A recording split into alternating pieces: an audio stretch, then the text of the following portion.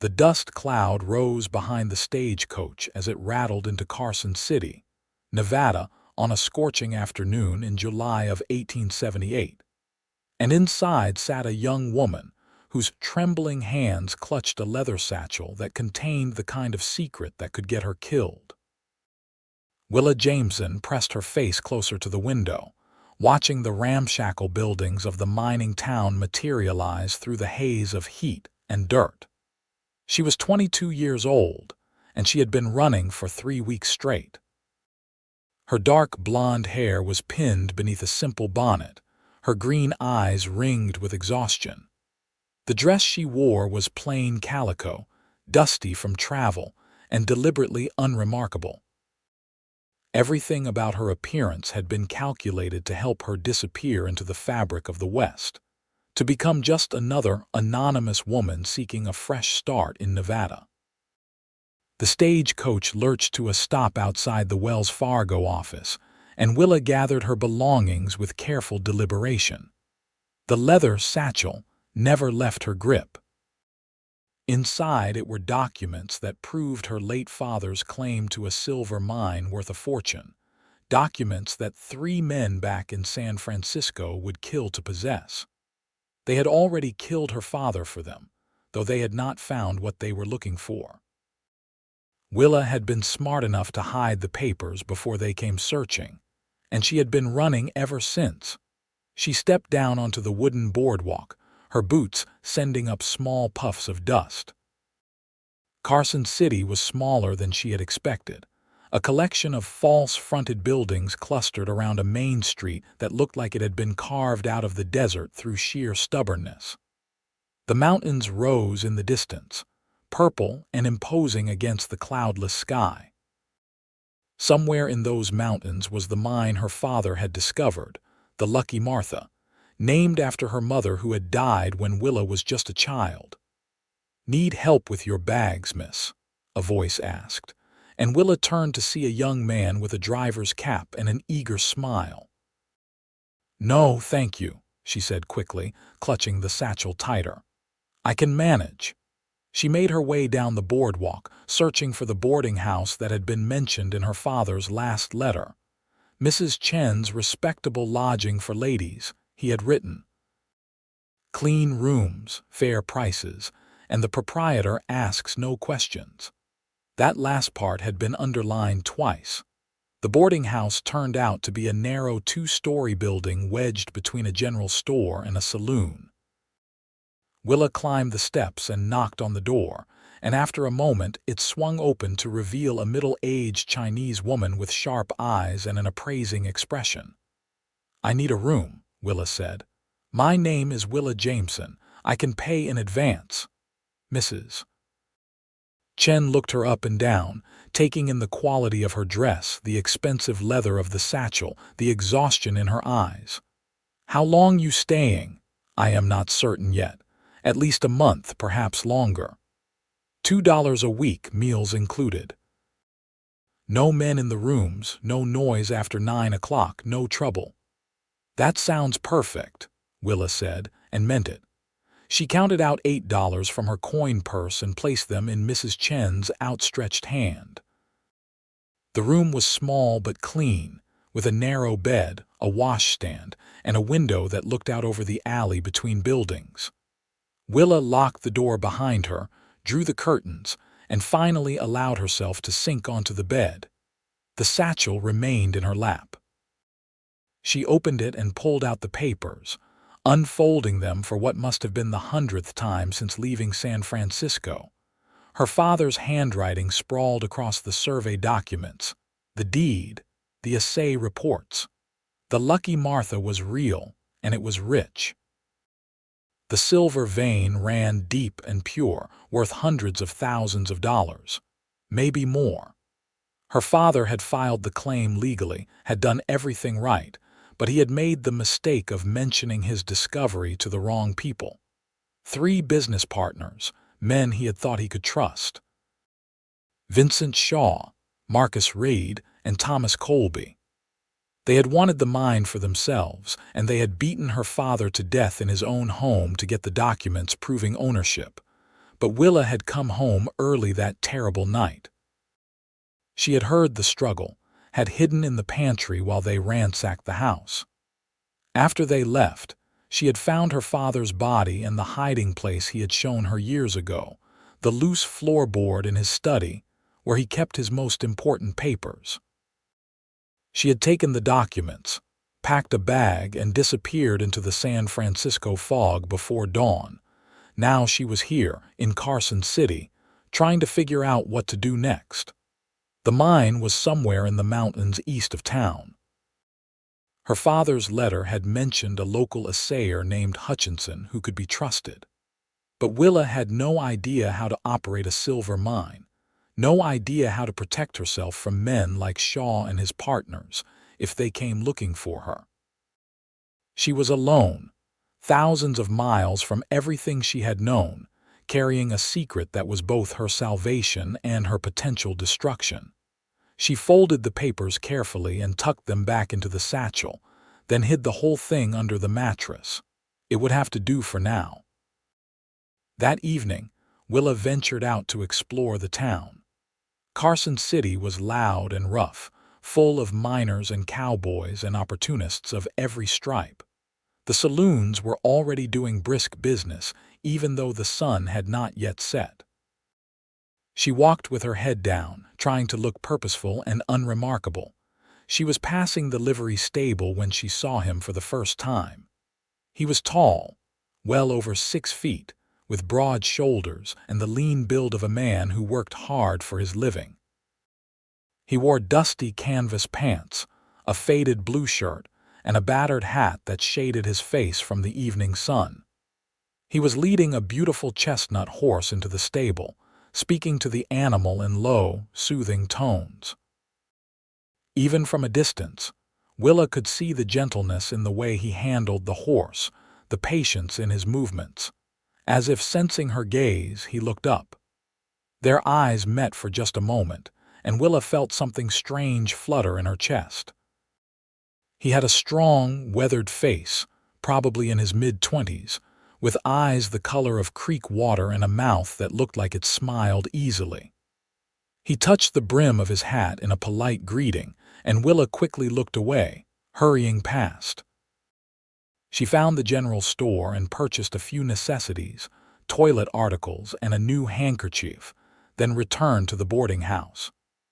Mrs. Chen served dinner at 6 o'clock sharp, a surprisingly delicious meal of roasted chicken and vegetables. There were 3 other women boarding at the house, all of them working as seamstresses or laundresses, and they chatted amiably about the gossip of the town, while Willa mostly listened. That night, lying in the narrow bed with the sounds of the saloon next door filtering through the thin walls, Willa tried to formulate a plan. She needed to find Hutchinson, the assayer. She needed to see the Lucky Martha for herself, to understand what she had inherited. And she needed to do all of this without drawing attention, without leaving any trail that Shaw and his partners could follow.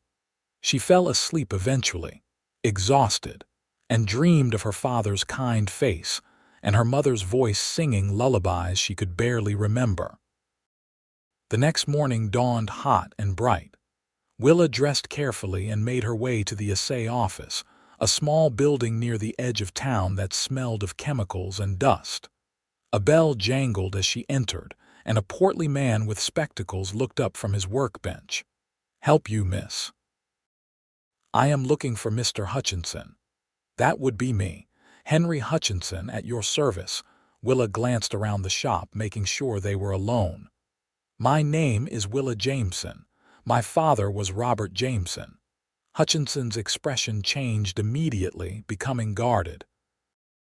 "I heard about what happened to Robert. Terrible business. My condolences." "Thank you. My father mentioned you in his letters. He said you were someone who could be trusted.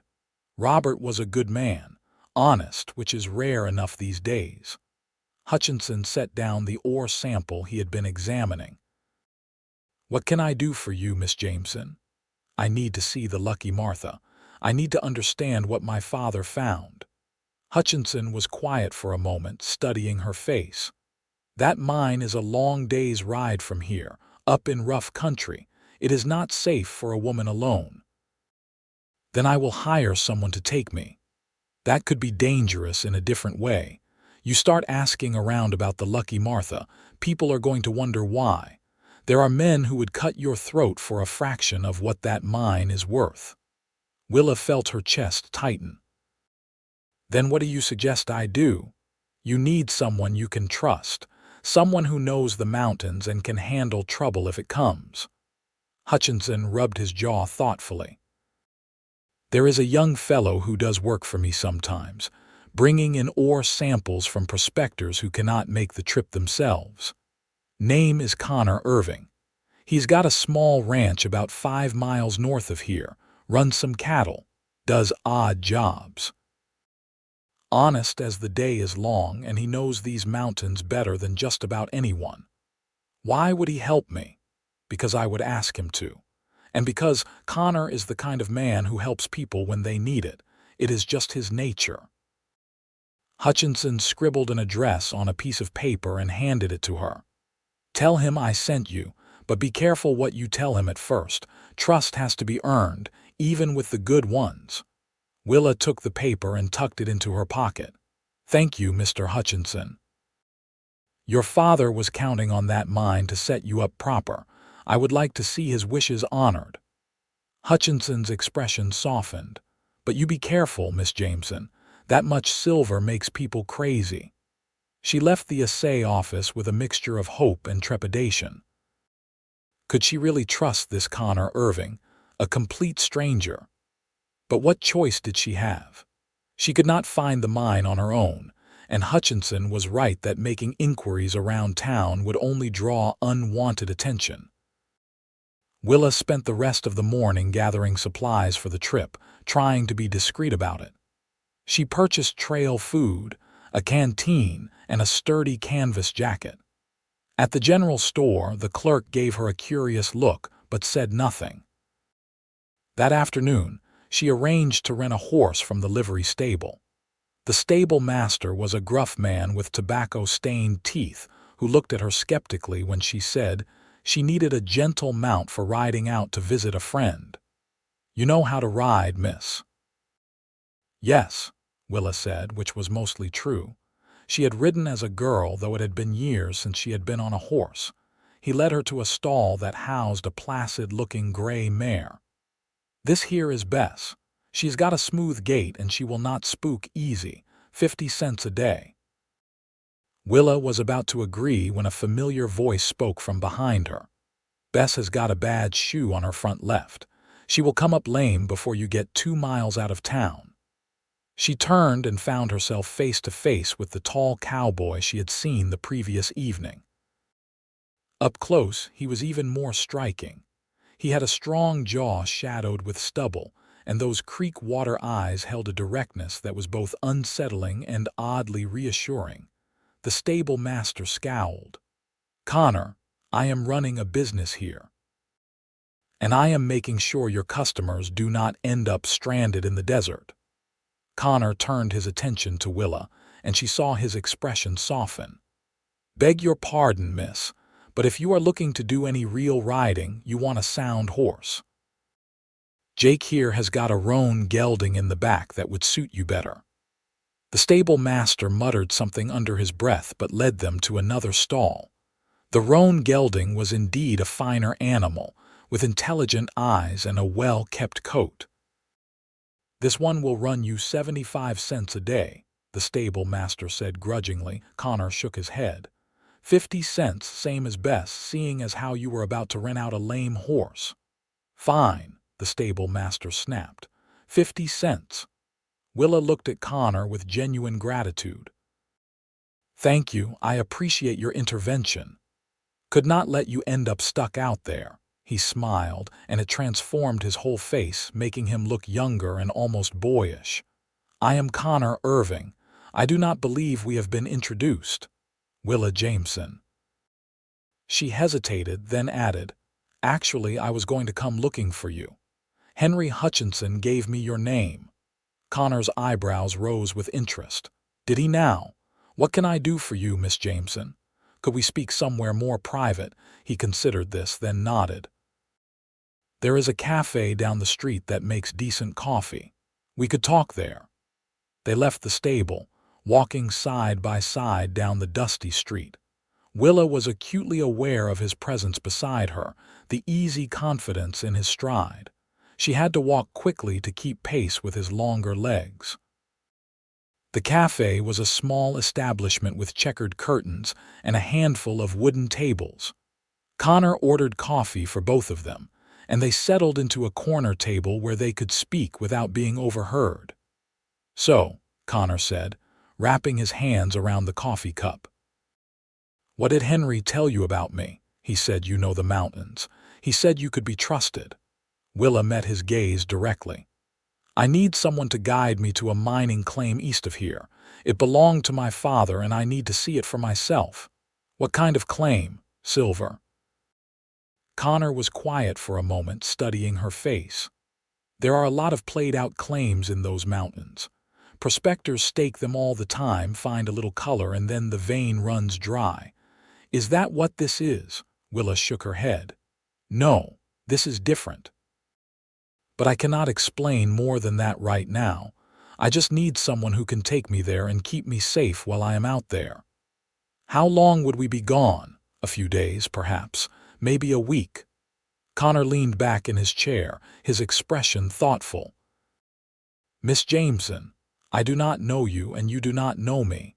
You are asking me to take you out into rough country on what sounds like a secret mission. That is the kind of situation that can turn bad in a hurry." "I know," Willa said quietly. "But Henry Hutchinson vouched for you, and right now that is the best I can do. I will pay you fairly for your time. And I promise you, I am not looking to cause trouble. I just need to see what my father left me." Connor took a long sip of his coffee, his eyes never leaving her face. Willa had the unsettling sense that he could see right through her, that he knew she was not telling him everything. Finally, he set down his cup. "All right, I will take you. But we do this my way, which means we leave at first light and we take precautions. These mountains are not forgiving, and there are men out there who would not think twice about robbing travelers. You follow my lead, you do what I say when I say it, and we will get along fine." Relief flooded through Willa so powerfully that she felt almost dizzy. "Thank you. You do not know how much this means to me. I can see it means plenty." His expression softened again, and Willa felt that strange flutter in her chest once more. "Meet me at the livery at dawn tomorrow. Bring whatever you need for a week in the mountains, but pack light. We will be covering rough ground." They finished their coffee and parted ways outside the cafe. Willa watched Connor walk back toward the livery, his long stride eating up the distance, and she felt something shift inside her. For the first time since her father's death, she did not feel entirely alone. That evening, she packed carefully, folding clothes into a canvas rucksack along with the supplies she had purchased. The leather satchel with the documents would stay hidden under the mattress. She would tell Mrs. Chen she was visiting a sick relative in Virginia City and would be gone for a week. It was a thin story, but it would have to do. She lay awake for a long time that night, listening to the sounds of the town settling into sleep. Tomorrow she would be heading into the mountains with a man she had just met, chasing after a silver mine that had already cost her father his life. It was dangerous, possibly foolish, but it was the only path forward she could see. And there was something about Connor Irving that made her feel like maybe, just maybe, she had found someone she could trust. Dawn came cold and clear, the sky still purple at the edges when Willa made her way to the livery stable. Connor was already there, loading supplies onto a sturdy pack horse. He had two other horses saddled and ready, the roan gelding she had seen yesterday and a tall bay mare. "Morning," he said when he saw her. "You ready for this?" "As ready as I will ever be." He helped her secure her pack on the roan, then showed her how to mount. Willa managed it with only moderate awkwardness, and Connor swung up onto the bay with the fluid ease of someone who had been riding since childhood. They rode out of Carson City as the sun was rising, painting the desert in shades of gold and rose.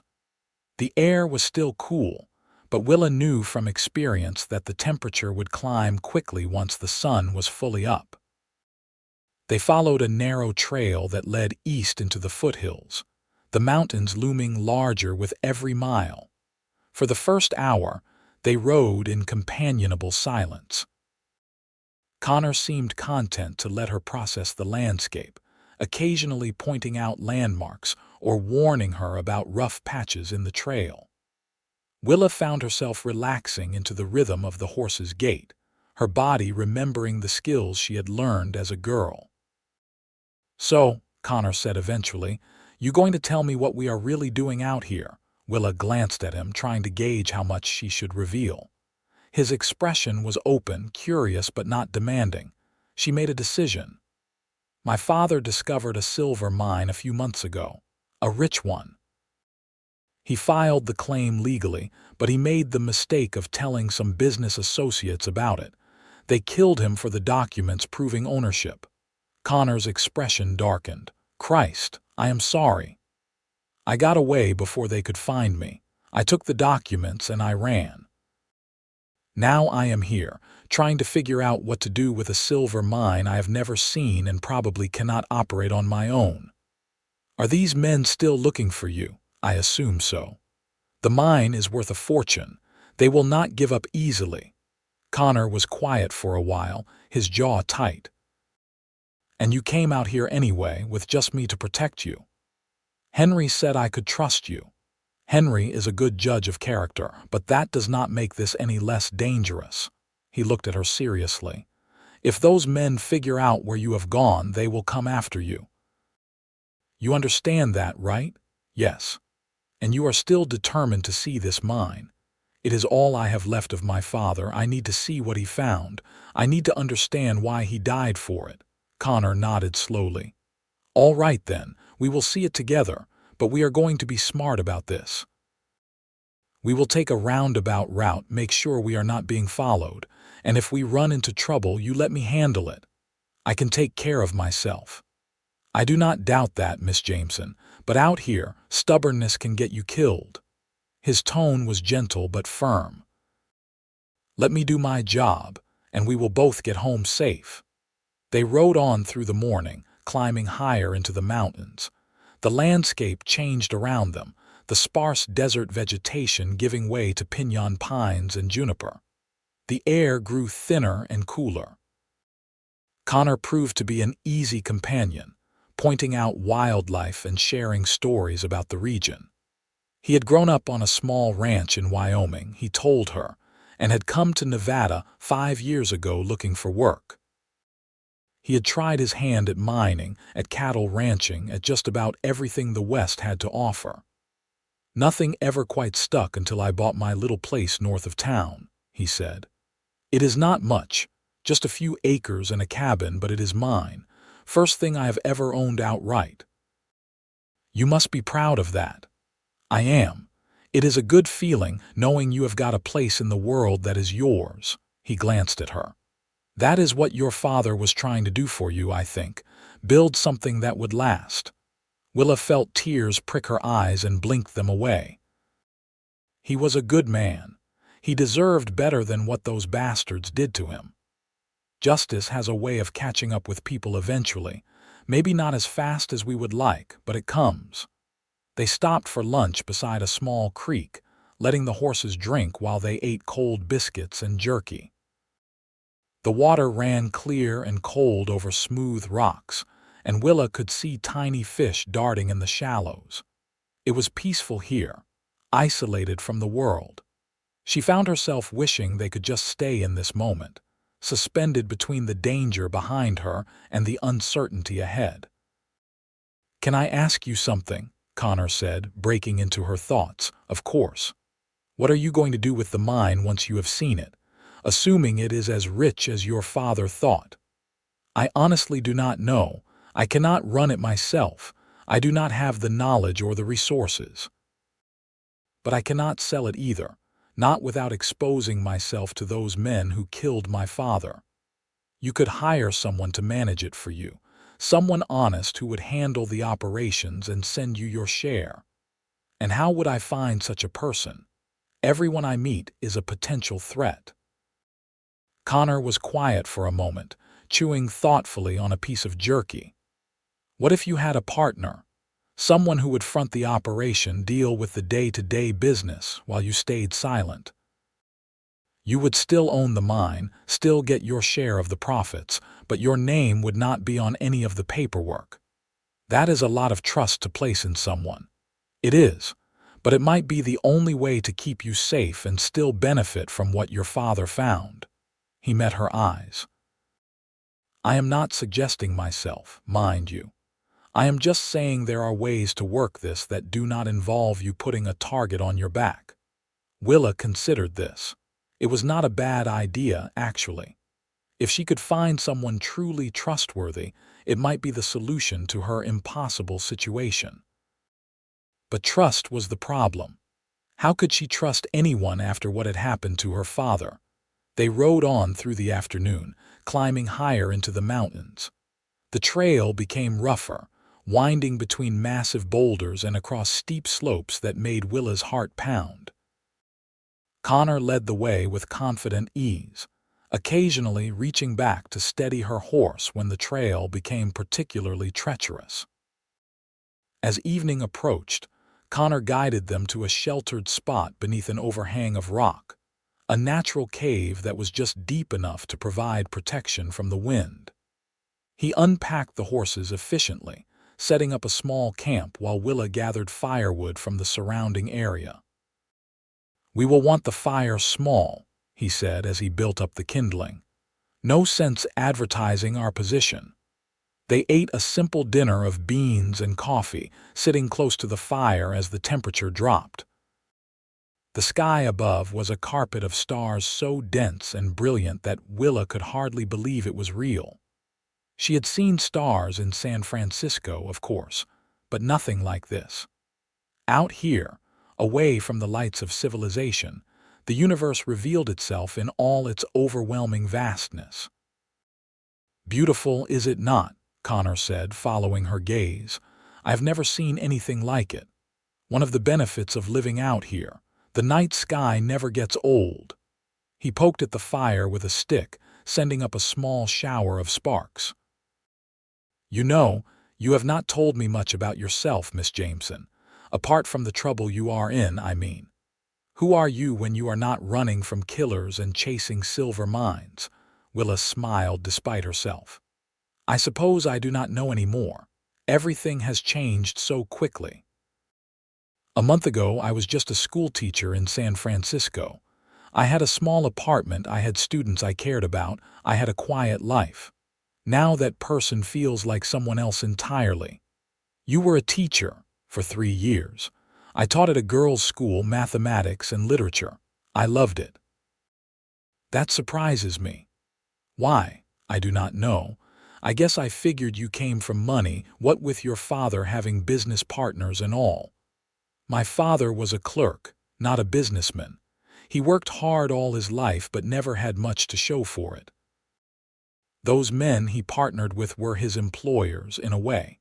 He was managing some investments for them when he discovered the mine. He thought they would all share in the profits.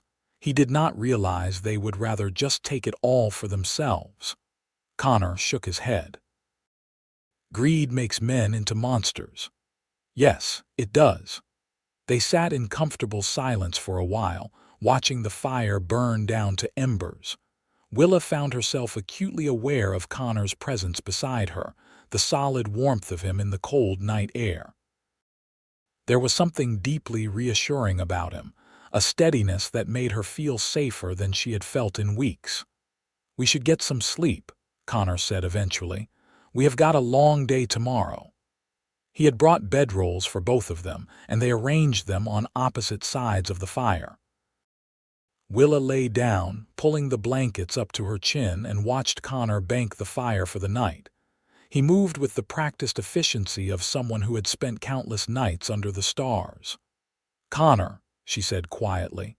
"Yeah, thank you for helping me, for not asking too many questions." She could see his smile in the firelight. "Get some rest, Willa. We will figure this out together." It was the first time he had used her given name, and hearing it in his low, warm voice sent an unexpected thrill through her. She closed her eyes, listening to the sounds of the night, the distant howl of a coyote, the wind moving through the pines, and for the first time since her father's death, she felt a small spark of hope. The next day brought more climbing, the trail growing steeper and more demanding. Connor led them through narrow passes and along ridgelines that offered breathtaking views of the valleys below. Willa's legs ached from the riding, and her back was sore, but she refused to complain. Connor checked on her regularly, making sure she was keeping up, offering water and words of encouragement. By mid-afternoon, they had reached the area where her father's claim was located. Connor consulted the rough map that Willa had brought, comparing it to the landscape around them. "If I am reading this right, the Lucky Martha should be up that draw," he said, pointing to a narrow canyon that cut between two steep slopes. "Maybe another hour's ride." Willa's heart began to pound with a mixture of excitement and trepidation. After everything, she was finally going to see the mine that had cost her father his life. They followed the draw, the walls of the canyon rising high on either side. The air was cooler here, shaded from the sun. Eventually, Connor pulled his horse to a stop and pointed ahead. There. Willa saw it, a dark opening in the rock face, partially hidden by brush and debris. A crude wooden sign had been nailed to a post nearby, the letters painted in her father's familiar hand, "Lucky Martha." They dismounted and tied the horses, then approached the mine entrance together. Connor lit a lantern he had brought and held it high, illuminating the tunnel that stretched back into the mountain. "Stay close to me," he said. "Old mines can be unstable." They entered the tunnel, their footsteps echoing in the confined space. The air was cool and damp, smelling of earth and minerals. The tunnel ran straight for about 30 feet, then opened into a larger chamber. Connor raised the lantern, and Willa gasped. The walls of the chamber were streaked with silver, visible veins running through the rock like frozen lightning. It was beautiful and otherworldly, glittering in the lamplight. Her father had been right. This was no played-out claim. This was a fortune waiting to be extracted. "My God," Connor breathed. "I have seen a lot of mines, but this is something special." Willa reached out and touched the wall, tracing one of the silver veins with her fingertips. Her father had stood in this very spot, had touched these same walls, had dreamed of the future this mine would provide for her. The weight of it hit her all at once, and she felt tears streaming down her face. Connor set down the lantern and pulled her into his arms without a word. Willa buried her face against his chest and sobbed, all the grief and fear and exhaustion of the past weeks pouring out of her. He held her gently, one hand stroking her back, murmuring soothing words she could not quite make out. "I am sorry," she said eventually, pulling back and wiping at her eyes. "I did not mean to fall apart like that. You have got nothing to apologize for. You have been through hell." She looked up at him, and in the lamplight his eyes were warm with compassion. Something passed between them in that moment, an unspoken understanding, a connection that went deeper than words. Willa felt it settle in her chest, warm and frightening and wonderful all at once. "We should document this," Connor said, his voice slightly rough. "Take measurements, note the extent of the veins. That way you will know exactly what you have got." They spent the next several hours exploring the mine, mapping the chamber and the tunnels that branched off from it. The silver deposit was even more extensive than Willa had hoped. This was easily worth several $100,000, maybe more. Her father had found something truly remarkable. As they worked, Willa found herself watching Connor, noticing the way he moved, the careful attention he paid to every detail, the protective way he positioned himself between her and any potential danger. He was a good man, she realized. Genuinely good in a way that was rare. She had known him for less than 3 days, but already she felt more comfortable with him than she had with people she had known for years. When they finally emerged from the mine, the sun was beginning to set, painting the canyon walls in shades of orange and red. They made camp nearby, and Connor built another small fire while Willa prepared dinner. "So," he said as they ate, "what are you thinking?" "I am thinking my father was right. This mine is worth killing for." "That is not what I meant. I meant, what are you going to do about it?" Willa was quiet for a long moment, staring into the fire. "I need to file the claim properly, make sure the paperwork is in order, but I cannot do that under my own name. Those men from San Francisco will be watching for any activity related to the Lucky Martha." "What if you filed under a different name? A married name, maybe?" Willa looked at him sharply. "I am not married. I know that, but those men back in San Francisco do not. If you were to file the claim as Mrs. Someone else, they would not know to look for you. That is fraud. It is survival. And honestly, given what those men did to your father, I would not lose much sleep over bending a few rules to keep you safe." Willa considered this. It was not a bad plan, actually. But it would require forged documents, a false identity, layers of deception that would be hard to maintain. Even if I did that, I would still need someone to manage the mine. Someone to hire workers, oversee the extraction, handle the business side of things. Connor was quiet for a moment, then said, "I could do it." "What?"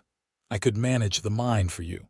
I have worked in mining before. I know the basics of extraction and processing.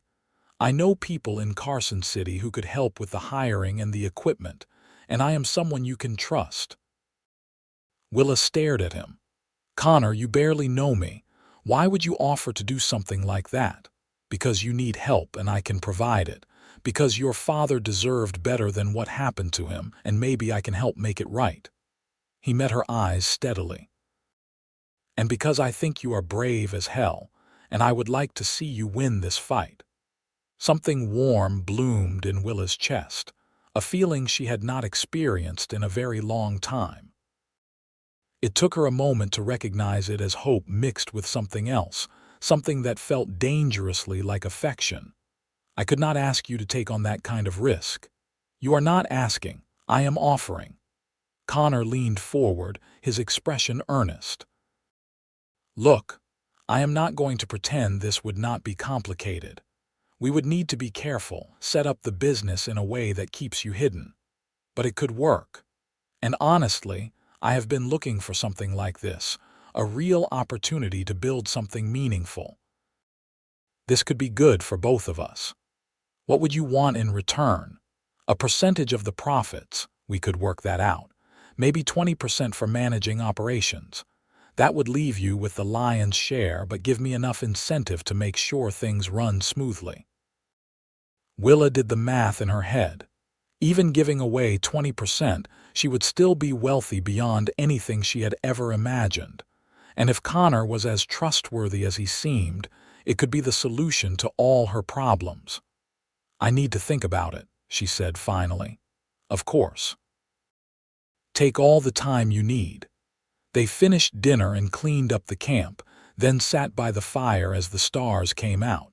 The temperature was dropping fast, and Willa pulled her jacket tighter around her shoulders.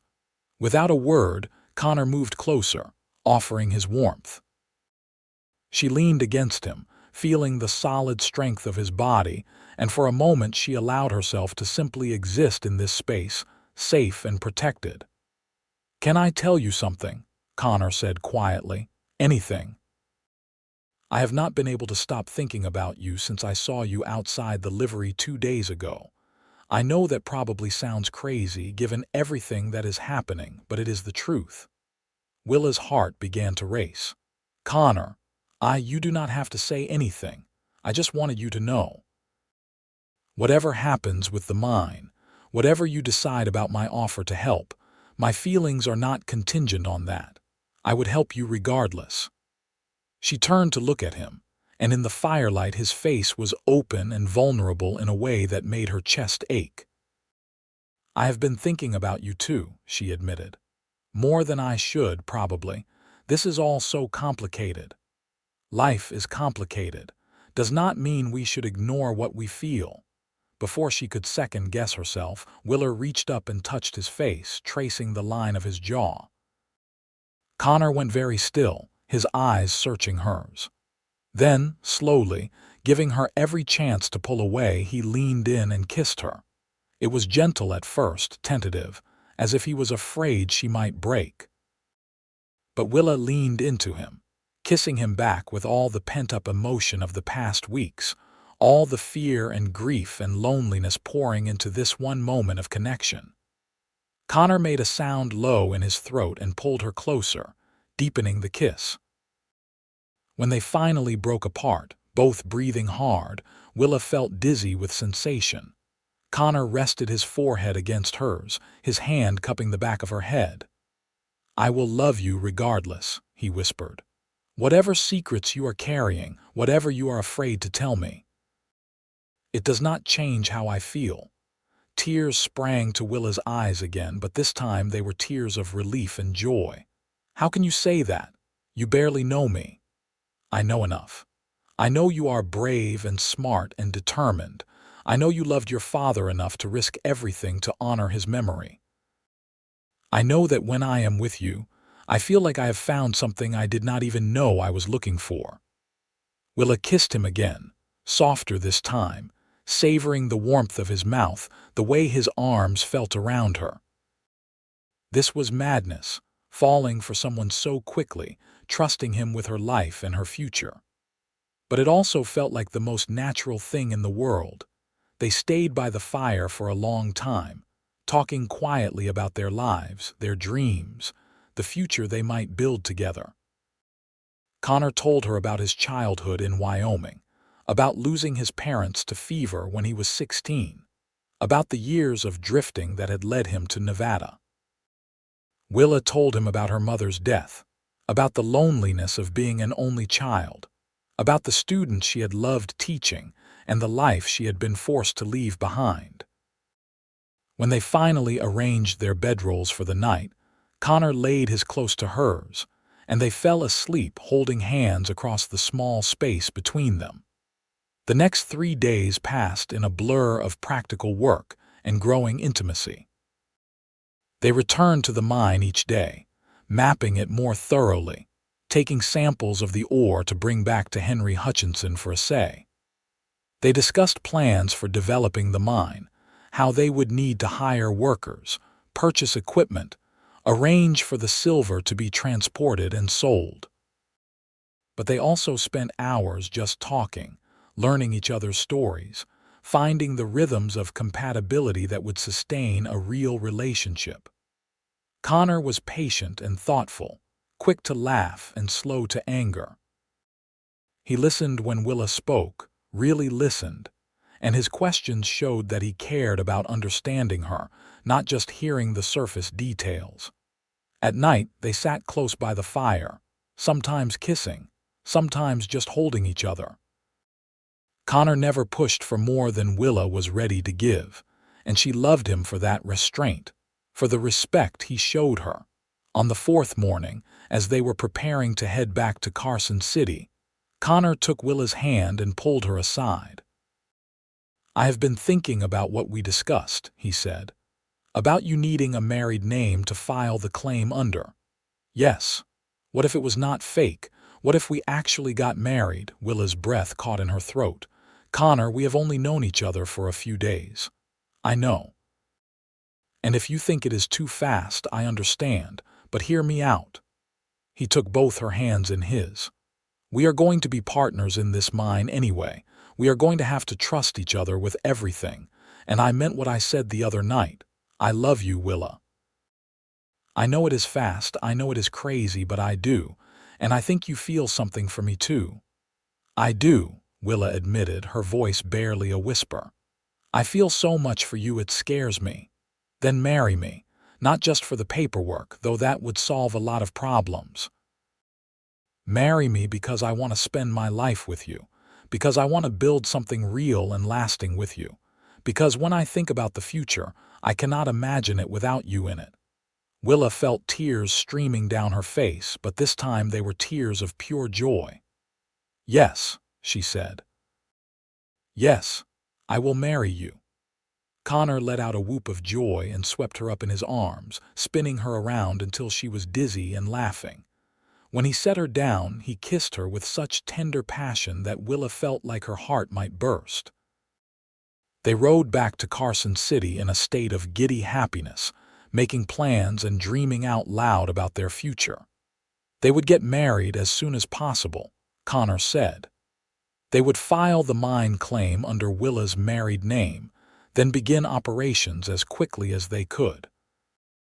The sooner the Lucky Martha was producing, the sooner they would have the resources to truly protect themselves. When they arrived back in town, dusty and tired but radiantly happy, they went straight to Henry Hutchinson with the ore samples and the news of their engagement. The old assayer examined the samples with growing excitement, his eyes lighting up as he realized the quality of the silver. "This is exceptional," he said. "Top-grade ore, the kind you do not see very often. Your father found something truly special, Miss Jameson." "Actually, it is going to be Mrs. Irving soon," Willa said, smiling at Connor. "We are getting married." Henry looked between them, surprised but pleased. "Well now, that is good news. Congratulations to you both." He set down the ore samples. "This certainly makes things easier from a business standpoint. Connor, you are going to have your hands full getting this operation up and running." "I am up for the challenge," Connor said, his arm around Willa's waist. "But I am going to need your help, Henry. Your discretion, too. There are men looking for Willa, dangerous men who killed her father for this mine. We need to make sure her name does not appear on any public documents." Henry's expression grew serious. "I understand. We will need to be careful about how we set this up. I know a lawyer here in town, fellow named Morrison. He is not overly concerned with moral niceties, if you take my meaning, but he is discreet, and he is good at what he does. We could use him to handle the paperwork in a way that keeps Willa protected." Over the next week, everything happened quickly. Connor and Willa were married in a small ceremony at the local church, with Henry Hutchinson and Mrs. Chen as witnesses. Willa wore a simple blue dress that Mrs. Chen had helped her alter, and Connor wore his best shirt and a new vest. The ceremony was brief but heartfelt, and when the preacher pronounced them husband and wife, Willa felt a sense of rightness settle over her like a warm blanket. They could not afford a real honeymoon, but Connor took her to his small ranch that evening, carrying her over the threshold of the modest cabin that would now be their home. It was rustic but clean, with a stone fireplace, a sleeping loft, and windows that looked out over the rolling hills to the north. "It is not much," Connor said, suddenly uncertain. "I know you are used to better." "It is perfect," Willa said, and meant it. This place was theirs, a sanctuary where they could build their life together. She pulled him close and kissed him, and this time there was no hesitation, no holding back. They made love slowly and tenderly, learning each other's bodies, whispering promises in the darkness. Afterward, lying in Connor's arms, Willa felt a peace she had not known was possible. She had lost so much, her father, her old life, her sense of safety in the world, but she had found something too. She had found love, real and deep and sustaining. She had found a partner who saw her clearly and loved her anyway. She had found hope for the future. The next few weeks were a whirlwind of activity. The lawyer, Morrison, helped them file the Lucky Martha claim under Willa Irving's name, with Connor listed as the managing partner.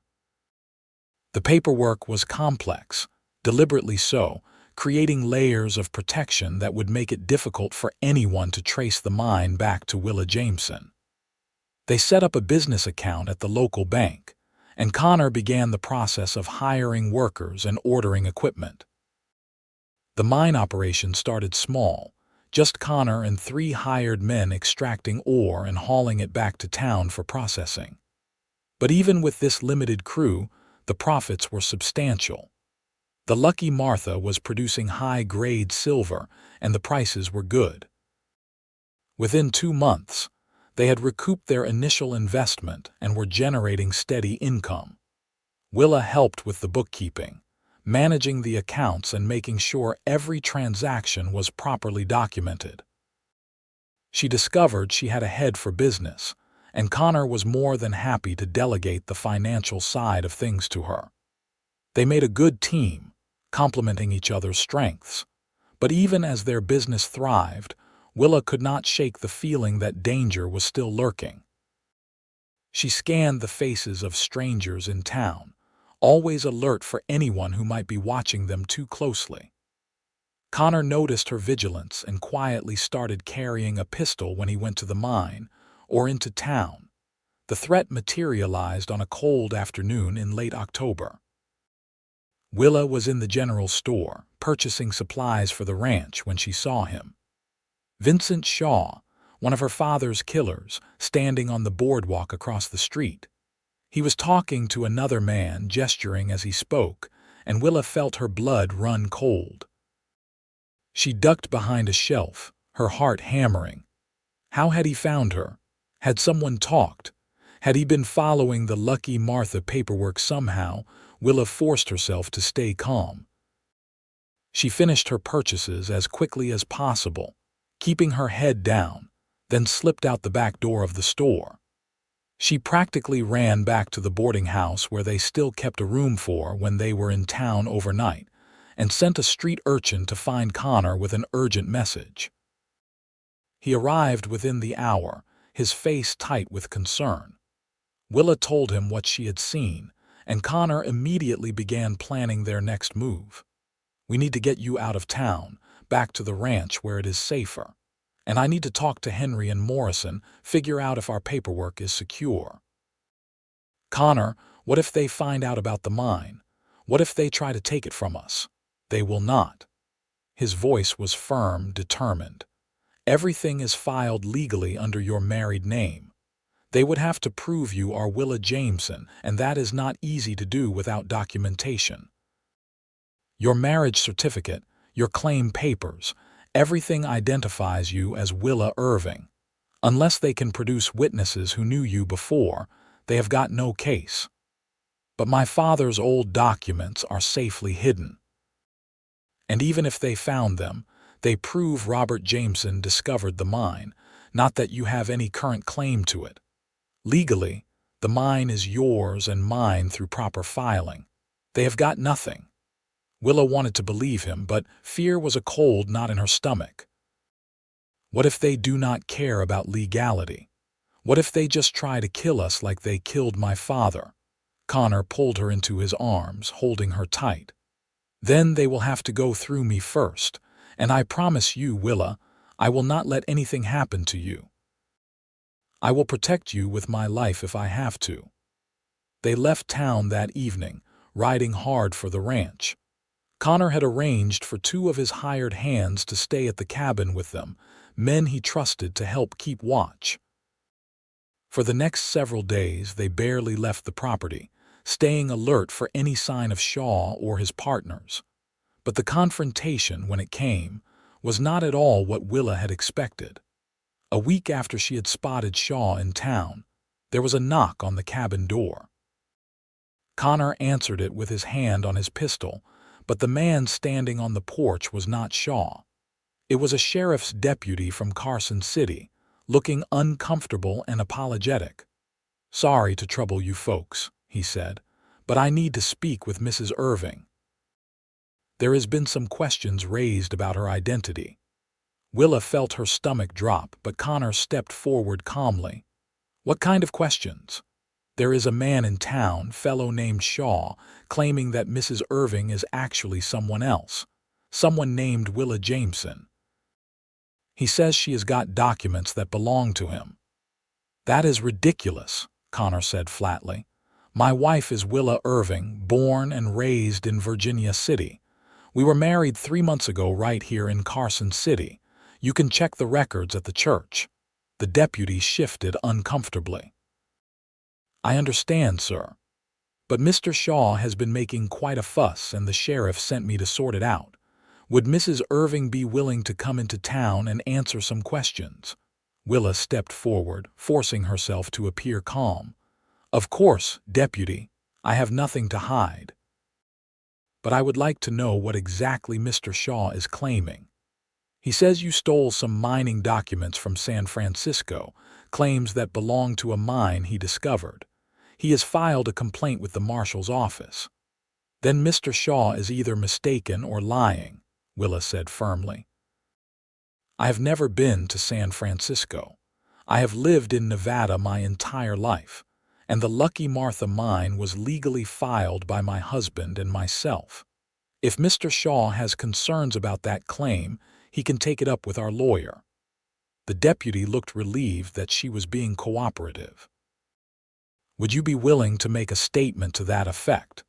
If we can get this cleared up officially, Mr. Shaw should not have any grounds to keep bothering you folks." They rode into town the next day, accompanied by Henry Hutchinson and the lawyer Morrison. The meeting was held at the sheriff's office, with Shaw present along with his lawyer, a sharp-eyed man from Reno. Shaw looked older than Willa remembered, with graying hair and deep lines around his eyes. When he saw her, his expression tightened with recognition, but he said nothing. The sheriff, a grizzled man named Coleman, listened to both sides present their cases. Shaw claimed that Willa was actually Willa Jameson, daughter of his former employee Robert Jameson, and that she had stolen documents proving his claim to a silver mine. Morrison countered with Willa's marriage certificate, her claim filing, letters from Virginia City attesting to her identity as Willa Jenkins before her marriage, and testimony from Henry Hutchinson and Mrs. Chen about her character and history in Nevada. It was all fabricated, of course. Morrison had created a complete false identity for Willa, complete with forged letters and carefully coached witnesses. But it was convincing, a paper trail that would be difficult to disprove. Shaw grew increasingly agitated as his case fell apart. "I know who she is," he insisted. "I knew her father. She is lying." "Can you prove it?" Sheriff Coleman asked. "Do you have any documentation showing that this woman is Willa Jameson? Any witnesses who can testify to that effect?" Shaw had nothing. He had not known Willa well enough when she lived in San Francisco to prove their connection now. His entire case rested on recognition, which was not enough. The sheriff ruled in Willa's favor, declaring that without concrete evidence, he could not pursue the matter further. Shaw's claim to the Lucky Martha was dismissed, and he was warned not to harass Willa or Connor further. As they left the sheriff's office, Shaw caught Willa's arm. Connor moved to intervene, but Willa held up a hand, stopping him. "I know what you did," Shaw hissed, his face close to hers. "You think you are clever, but I will find a way to prove who you are. That mine should be mine." Willa met his eyes steadily, feeling none of the fear she had expected. "My father trusted you, and you murdered him for it. You will never see a penny from the Lucky Martha. And if you come near me or my husband again, I will make sure everyone in Nevada knows exactly what kind of man you are." She pulled her arm free and walked away, Connor close at her side. Behind them, Shaw shouted threats, but they did not look back. Over the following months, Shaw made several more attempts to challenge their claim to the mine, but each time Morrison's careful legal work held firm. Eventually, Shaw gave up and left Nevada, and Willa finally began to feel safe. The Lucky Martha continued to produce, becoming one of the most successful silver operations in the region. With the profits, Connor and Willa expanded their ranch, buying more land and building a proper house to replace the small cabin. It was a beautiful home, with large windows and a wide porch, situated on a rise that offered views of the mountains in the distance. Willa found herself happier than she had ever imagined possible. She and Connor were true partners in every sense, working together to build their business and their life. He was endlessly patient and kind, making her laugh with his dry wit, holding her when the nightmares about her father came. She had never expected to find this kind of love, deep and sustaining and real. A year after their wedding, Willa discovered she was pregnant. Connor was overjoyed, already planning how he would build a nursery and fence in the yard to make it safe for their child. Willa felt a mixture of excitement and terror. She had lost so much family already. The thought of bringing new life into the world was both wonderful and frightening. But as her pregnancy progressed and she felt the baby moving inside her, Willa began to believe that maybe everything would be all right. She had survived so much, had fought for this life she and Connor were building. Surely she could protect this child, give them the safe and loving home she had always wanted. Their son was born on a warm spring morning in 1880, with Mrs. Chen and the local midwife in attendance. Connor paced outside the bedroom for hours, nearly wearing a path in the floorboards. When he finally heard the baby's cry, he rushed in to find Willa exhausted but glowing, holding a tiny bundle wrapped in soft blankets. "It is a boy," she said, tears streaming down her face. "A healthy, beautiful boy." Connor sat on the edge of the bed, staring at his son with an expression of pure wonder. The baby had Willa's green eyes and Connor's strong chin, a perfect blend of both of them. "What should we name him?" Willa asked. "Robert," Connor said without hesitation. "After your father. So he will always be remembered." Willa felt her heart swell with love for this man who had given her so much. "Robert Irving, it is perfect." As their son grew, so did their business. The Lucky Martha was now a major operation, employing dozens of workers and producing silver that was sold across the country. Connor proved to be an excellent manager, fair but firm with the workers, innovative in his methods. Willa continued to handle the finances, and her careful management ensured that they reinvested profits wisely, diversifying into cattle ranching and real estate. They had 2 more children over the next few years, a daughter they named Martha after the mine and Willa's mother, and another son they called James.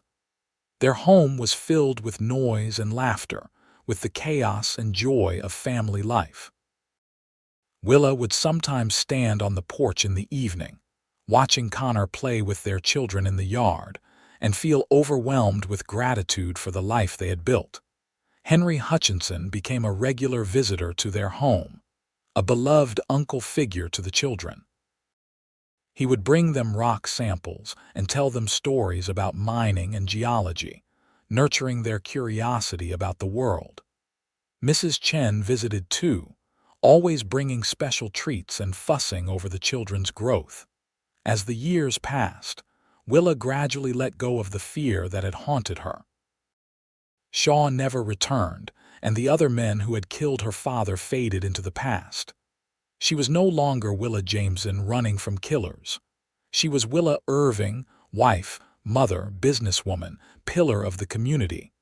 But she never forgot her father. Every year on the anniversary of his death, she and Connor would ride out to the Lucky Martha and stand at the entrance to the mine, remembering the man whose discovery had made all of this possible. She would tell their children stories about their grandfather, about his kindness and his dreams, making sure they understood the sacrifice that had given them their comfortable life. On their 10th wedding anniversary, Connor surprised Willa with a beautiful locket. Inside was a tiny photograph of her father on one side and their family on the other. "So he is always with you," Connor said as he fastened it around her neck. "So you never have to choose between the past and the present." Willa kissed him, tasting salt from her own tears. "How did I get so lucky to find you?" "I think I am the lucky one," Connor said, pulling her close. "You gave me everything I ever wanted, Willa. A home, a family, a purpose. I meant what I said that night by the campfire all those years ago. I love you regardless of everything. I always will." They stood together on the porch of their home, watching the sun set over the mountains, their children's laughter drifting from inside the house. Willa thought about all the paths that had led her here, all the pain and fear and struggle. It had been worth it. Every single moment had been worth it to arrive at this place, this life, this love. The Lucky Martha continued to produce for another 20 years, making the Irving family one of the wealthiest in Nevada. But the true fortune was not the silver they pulled from the mountain. It was the life they built together, the family they raised, the love that sustained them through everything. Connor and Willa grew old together, watching their children marry and have children of their own, building their own lives and following their own dreams. Robert became a lawyer, defending miners and small claim holders against the big mining corporations. Martha married a rancher and raised horses on a spread in Montana. James took over the management of the Lucky Martha when Connor finally decided to retire, running it with the same integrity and innovation his father had shown. On their 50th wedding anniversary, the whole family gathered at the ranch for a celebration. There were dozens of people now, children and grandchildren, old friends like Henry Hutchinson, who was now in his 80s but still spry. They set up tables in the yard and feasted on roasted beef and fresh vegetables from the garden, and there was music and dancing as the sun went down. Willa sat with Connor on the porch, watching their family celebrate.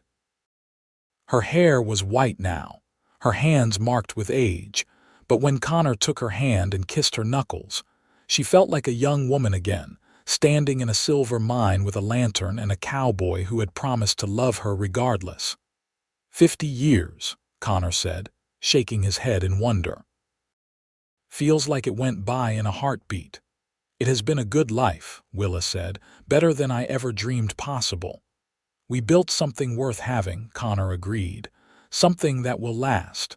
He was right. Their legacy was not just the silver mine or the money, though those would help sustain their family for generations. Their legacy was the example they had set, showing their children and grandchildren what real partnership looked like, what it meant to face adversity with courage and grace, how to build something meaningful out of pain and loss. Willa Irving died peacefully in her sleep at the age of 78, with Connor holding her hand. She was buried on a hillside overlooking the ranch, with a view of the mountains where the Lucky Martha had given her a second chance at life. Her gravestone was simple. Beloved wife, mother, and grandmother, she faced every challenge with courage and love. Connor lived another 5 years after her death, tending the ranch and spending time with his grandchildren, telling them stories about their grandmother and the adventures of their youth. When he finally joined her, he was buried beside her on that hillside, and his stone read, "Loving husband and father, he kept his promises." The Lucky Martha eventually played out, the silver veins running thin as they always do, but by then it did not matter. The mine had served its purpose, providing the foundation for a family that would thrive for generations. The ranch remained in the Irving family, passed down through the years, a testament to what Connor and Willa had built together.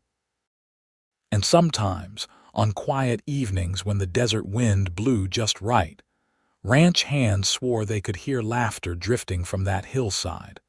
The sound of two souls who had found each other against all odds and loved each other through everything, regardless of secrets, regardless of danger, regardless of anything the world could throw at them. Their love had been the real treasure, far more valuable than any silver mine, far more enduring than any fortune. It was a love story worthy of the Wild West, full of danger and adventure, hardship and triumph. But at its core, it was simply the story of two people who found each other in the vast emptiness of the frontier and built a life together, one day at a time, one choice at a time, one act of love at a time. And in the end, that was enough. That was everything.